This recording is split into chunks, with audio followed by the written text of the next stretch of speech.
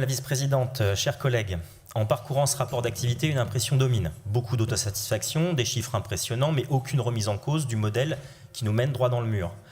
Vous mettez en avant le programme 3NC, bien sûr. 1,4 million engagés en 2024, 64 millions d'ici 2028, avec l'objectif de former 5400 jeunes par an à l'horizon 2030, pour servir les besoins d'un secteur nucléaire que vous présentez comme un horizon indiscutable. Je vous l'avoue, je tombe toujours un peu dénu quand on mélange les termes développement durable et nucléaire. La seule chose de durable dans le nucléaire, ce sont les déchets que l'on laissera sous terre pour des milliers d'années. Même logique dans l'apprentissage, vous revendiquez l'accompagnement du chantier EPR2 de Penly comme une action de décarbonation. On travestit les mots. Former pour un chantier EPR n'est pas une politique climat, c'est un investissement dans un modèle centralisé, industriel, productiviste qui détourne des moyens colossaux, des énergies renouvelables et des transitions locales. Vous évoquez aussi le dispositif Normandie Carbone. Oui, c'est une bonne idée d'accompagner les entreprises vers la réduction de leurs émissions. Mais à côté de ça, les investissements lourds continuent d'entretenir les secteurs les plus carbonés, sans conditionnalité forte. Sur l'agriculture, la présentation laisse croire à une réorientation écologique massive. 41 millions pour anticiper le changement climatique, la décarbonation, la biodiversité, le bien-être animal et les nouveaux circuits de consommation, soit 2167 dossiers. Mais juste derrière, seulement 420 dossiers pour 9,37 millions d'euros sur la transmission des fermes. Autrement dit, on met des rustines climatiques, mais on ne traite pas le problème à la racine, le renouvellement agricole, le foncier, l'installation et le modèle de production. Côté bâti régional, vous revendiquez une approche environnementale intégrée. Très bien, rénovation énergétique, réduction des consommations, clause durable.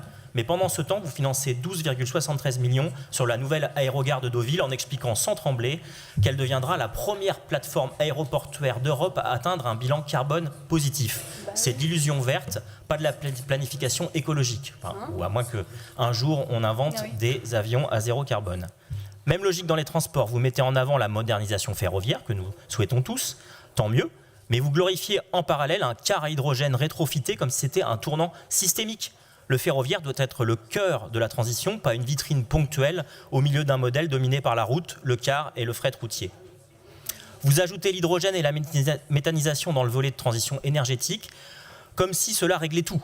Or, sans vision globale sur la sobriété, la gouvernance territoriale, l'équité d'accès et la réduction des impacts agricoles, cela reste du verdissement industriel. Côté sport, vous annoncez avoir sensibilisé à l'impact climatique des pratiques sportives, très bien, mais dans le même temps, la région continue de financer des sports motorisés et des équipements énergivores. On sensibilise d'une main, on arrose de l'autre. Vous vous félicitez d'expérimenter l'intelligence artificielle pour la rédaction, les relations usagers et la gestion documentaire. Mais aucune réflexion. Un petit peu de silence pour écouter notre collègue. Merci beaucoup. Je vous remercie, Madame la Présidente. Vice-présidente, pardon. Je vous ai... Présidente de séance. Mais aucune réflexion sur la sobriété numérique, l'impact énergétique, la dépendance aux géants du numérique sur la place de l'humain dans le service public. Enfin, vous annoncez un deuxième plan carbone et un budget vert. Très bien, mais à quoi servent ces outils si c'est pour continuer à financer les mêmes infrastructures, les mêmes secteurs, les mêmes impasses? Ce rapport devrait être un outil de transformation et d'orientation, pas un catalogue où l'on met un coup de peinture écolo sur chaque chapitre. Les Normands voient les contradictions. On parle d'équilibre territorial pendant que les friches agricoles explosent et que les petites lignes de train restent menacées. On affiche la transition pendant qu'on subventionne les aéroports. On évoque la neutralité carbone pendant qu'on prépare 10 ans de travaux pour le PR2.